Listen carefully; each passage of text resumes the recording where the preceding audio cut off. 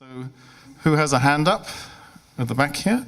And one here. Great. So we're going to hear let's take 3 questions as a whole, and then we'll kind of pass them to you to field. And maybe you could just say who you are when you ask the question also. Thank you. I'm Steve Cunningham. I'm a visitor to Scotland and Findhorn from Alaska. And Welcome. I would just like to get the panel's thoughts on 2 different things, the Baha'i faith and Jordan Peterson, if they have any knowledge. The Baha'i faith? The Baha'i faith. And Jordan Peterson. You want to explain who Jordan Peterson is for people who don't know? Jordan Peterson is a former University of Toronto professor, clinical psychologist. He's working with a lot of young people these days. And he's recently written a book called 12 Rules for Life to give young people meaning in the seemingly hopeless situation they find themselves in. And the Baha'i faith claims to be a universal religion, uniting all the former religions. Okay, great. Let's hold that question. We'll take one at the back here. You could introduce yourself also. Yeah, my name's John Lardner. My question really is a number of the speakers emphasized the significance of paradox in their understanding, and it seems to me that we're living in an age in the mainstream where paradoxes are increasingly being vilified and trying to escape from paradox. And I wondered what the view of the panel was, whether they could elaborate more on the importance of paradox as a way of emerging from this very, very narrow, restricted way of living that we're in at the moment. Great, thank you. Let's maybe start with those 2. So a question about the nature of paradox, and also about Jordan Peterson and the Baha'i faith. Who would like to kick off?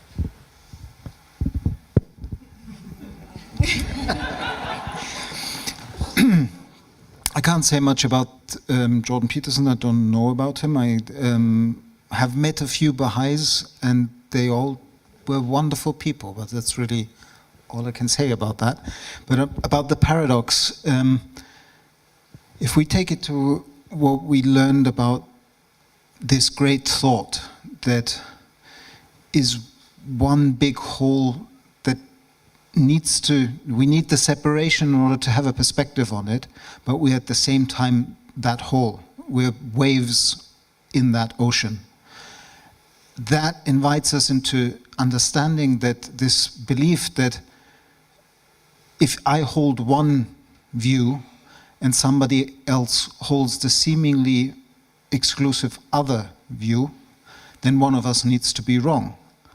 But that's a mistake. If what we really need is lots of different angles on reality, and sometimes they seem to be mutually exclusive. But actually, when we work with that polarity, then we enter into a deeper understanding of our participation and co-creation of this whole.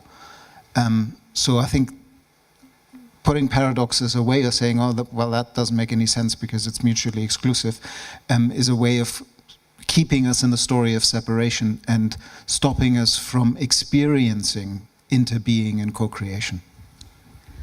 Thanks, Daniel. I'd like to add to that, if I might. I'm afraid I don't know Jordan's work either, and limited perspective of the Baha'is. I guess where I'm having a sense of is that the whole universe exists and evolves as essentially a universe soul of this unity expressed in diversity. So our whole experience of differentiation and diversity is innately embedded in the evolutionary impulse of the universe, which also speaks to your point on the appearance of paradox. But also it suggests, again, I think what William was saying, is that as we're able to feel free, as we're able to feel authentic, as we're able to literally step into our conscious co-creativity, there are many roads up the same mountain. You know, in terms of spiritual practice, in terms of religious, cultural perspectives, there are many roads up the same mountain. And I think to say there is one religion, however apparently generic it is, suggests that there is still that path. It may be very broad. And my sense is that our emergence, our conscious evolutionary potential enables us to welcome and celebrate that diversity, and also find ways perhaps of reconciling apparent paradox. I talk about, duality to polarity to relativity, so that we are aware of being in relationship with all life, in the sense that it can appear very different, but ultimately it is part of that ultimate wholeness, but expressed in amazing, abundant diversity and differentiation. So. Thank you. Do you want to add? When I teach my grade 12 economics block, I often think of subtitling it, Welcome to Paradox. I think it's a great question, and I can think of in any given moment how I'm experiencing it. I'm very much aware of the IPCC findings released this week, and I flew to Scotland in the same week. So if that's not a paradox, I don't know what is. And I look at, actually this rug here is a great example. We could each take points on this rug and be kind of across from each other in seeming polarity, and yet we do have the possibility of reconstructing the whole picture out of that. And it always seems to me that that's just about the definition of what it means to be human. How do we hold that center and redefine the whole? Oh, I'll just say something obvious. Just being incarnate is a paradox, isn't it? Yeah, creatures with cosmic consciousness, strung out between biological instincts and developmental, soul-inspired expansion. Yeah, paradox, and it requires some maturity to be at ease with it. And sometimes I see that maturity in children who are just at ease with it. And yeah. Thank you. Yeah, thank you. Let's see if there's other questions that want to emerge at the back here. Maybe there's two at the back. Oh, there's one over here also. I can't see her a bit in the dark, but there's somebody here and a woman here in the row before the back. There's one here with a microphone. There's one there with a microphone also, a Roger in the crowd. Yeah. But let's hear from you first. Yeah. Thank you. First, I'd like to thank everyone for your talks, and I strongly resonate with a lot of what was said. I just wanted to say that after the IPCC report, after already having lost a lot of hope, I read that the Australian government had refused to stop coal mining. And so I just wonder how all of the approaches that you've mentioned can filter into politics, because I feel like at the moment, whilst changes are happening, in the political spectrum, it doesn't seem to be the case so much, and it still dominates a lot of how the world works. So I would like to hear your thoughts on that. Thank you. So one question about politics. Roger, you want to add? We're just taking a couple together. Yeah, in a way, it's the same kind of theme.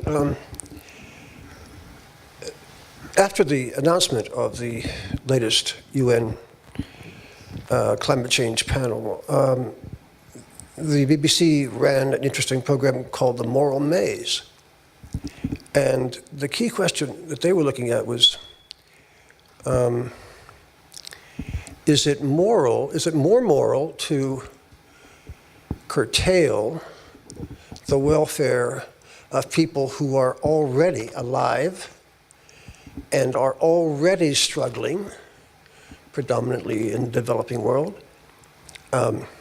dependent upon cheap electricity for any sense of progress?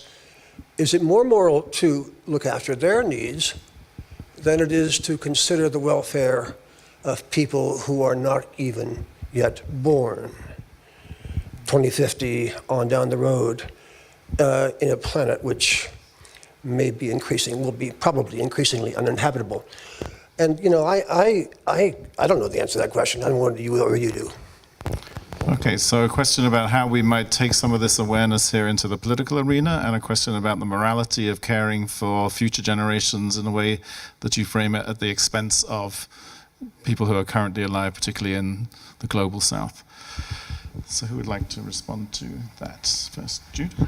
A couple of thoughts on that. As a healer, I was invited after the US election in November 2016 to contribute to a manifesto guided by Irvin Laszlo called Beyond Fear and Rage. And I wrote a piece called The Flickering of Hope. And what I wrote in there was that when complex systems are ready to change, when they're at the point of breakdown potentially, then what you find on those underlying attractors I showed earlier is you get the limits of the behavior of a system beginning to just break down. But you also get the potentializing of a higher level of coherence of possibility also forming. And what you have is what's called a bifurcation point. But in that bifurcation point, which can be breakdown and or breakthrough, you have something called flickering, where there is a flickering between the old system that is essentially falling apart and the potentizing of the higher level of coherence. And they flicker between the two. And if there is sufficient, if you like, consciousness, is a sufficient essence to that higher level of coherence, the system streams through to that. And that is essentially, as we're finding in informational terms as well, which of course is consciousness expressing itself as information, emergence. It's biological emergence. So it seems to me that as a collective psyche, as we are all interconnected, there are areas of our collective psyche that still embodies trauma from all the appearance of separation that we've been through for so long. And that's energizing, as it were, the current, unsustainable situation. But there's also a higher level of coherence. So as I go around the world, I'm seeing incredible movements that are gaining momentum and accelerating, such as what you're doing in the Hudson, what William's been doing, what you've been doing, Daniel, but across the world, as well as the breakdown. And I think we're in this time of flickering. And it's almost as though we're in the birth canal of conscious evolution. And when we're in the birth canal, I'm not a mum, but my mum used to help the local midwife, and her advice was always breathe and push. So that's the sense I have, and I think that's the sense on the political side as well, because we're seeing that, and it's on the sense that you were talking about, Roger, as well. Thank you. Anybody else? Yeah. I've got two thoughts. One is always, always, always keep on campaigning. Keep on campaigning. Keep on campaigning. Yet, simultaneously, step back and celebrate the level of debate that's going on, because the apparent disaster is not going on silently. There are huge arguments, there are huge debates, there are huge pushes to get appropriate legislation in. Battles will be lost. Apparently wars occasionally will be lost, but keep on campaigning and keep your eye on the fact that it's a hot subject, and that's to be celebrated. Nobody is going through all this apathetically. And that, for me, is a huge indication that humanity as a whole is waking up to its self-responsibility in relation to its environment. So keep on campaigning, but don't get depressed by the bad news. Because you get depressed by the bad news, you're just going to shovel more shit onto it. The vibe doesn't work. Keep campaigning and hang out with people who've got an eye on the long picture and the fact that it's tough now, but we'll be okay.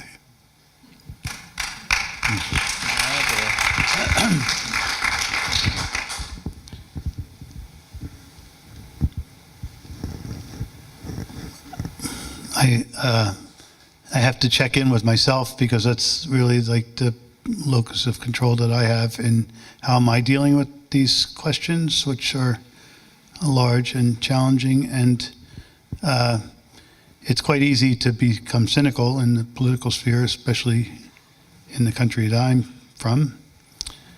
And I feel that in this process of becoming human, which I think we're still on that journey, where we need to connect to our deepest source of who we are. And my dear friend Otto Scharmer would say we need to approach that with an open mind, open heart, and open will. And it's our own voices of judgment, our own voices of cynicism, and our own voices of fear that will prevent us from doing that. So this is what I have to do. I know the work that I have to do. Thank you. I just want to echo this internal locus of control. It's one of the key principles of regenerative development, is that it starts within. And to be facing the current political situation in a lot of countries, what's going on in Brazil as well at the moment is very concerning. I think we need to keep campaigning, we need to keep calling political leaders out for being in bed with money. But I think that there's something powerful about this bi-regional approach to bring politics back to the scale where people have an interaction at the local and bi-regional level, where as we're moving into a regenerative, like if we get it right, and this century will be remembered as the century of Earth regeneration, then I also think we will be a long way towards the abolishment of nation states. I don't think that the nation state is fit for the 22nd century. It's part of that era of empires. It's defining us against other. One of my favorite musicians, Michael Franti, says, you love just one nation and the whole world will divide. If we bring it back down to the level of bi-regionalism, we can see how our actions, and this is beginning to answer Roger's question, I don't think that there's a dynamic of tension between present generations and future generations. The path of regenerative development is a path where we are moving towards healing the ecosystems, which creates jobs, which creates a re-regionalization of production and consumption towards biomaterials, and that actually improves the conditions of this generation. And in doing so, will set the scene for improving the conditions of future generations. Thank you. I think we'll draw our proceedings to a close now to honor our time commitments and also your energy, and I want to do that with many thank yous, actually. First of all, huge thank you to 4 fantastic speakers and a great panel, to Daniel, Jude, Martin, and William. Thank you so much.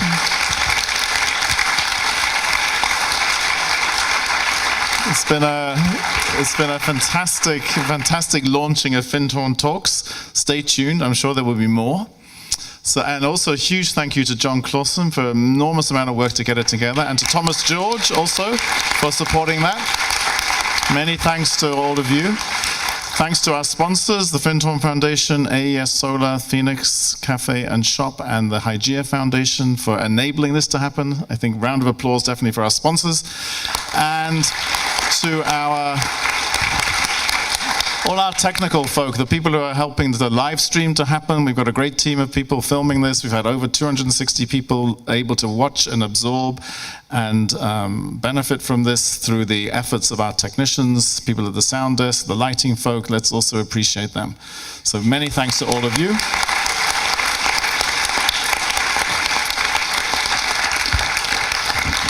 And let's also close with a moment of quiet and stillness as we started. I want to invite you to close your eyes if you wish, and just create, however you do it, a little inner spaciousness.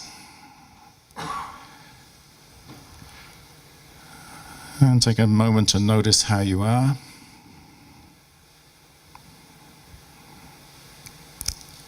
In your body, your heart, your mind, your spirit.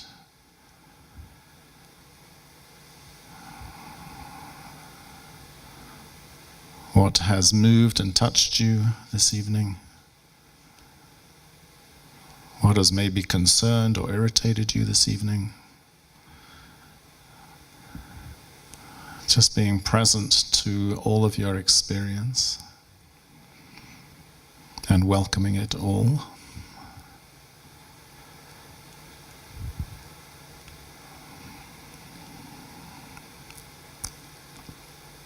Noticing also what conversations or movements you want to continue or deepen.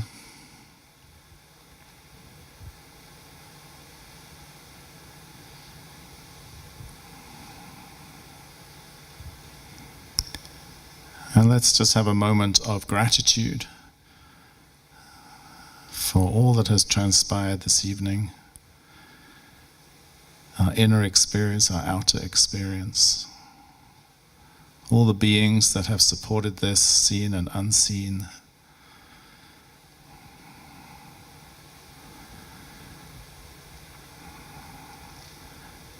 And let's dedicate this time to the good of all beings,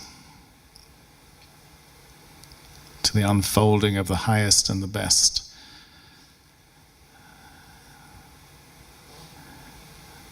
And let's give thanks that it is so.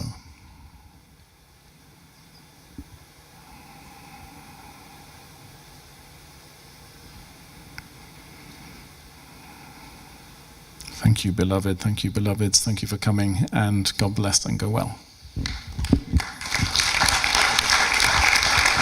And may we just have a final round of applause for Robin, who's done an amazing job this evening.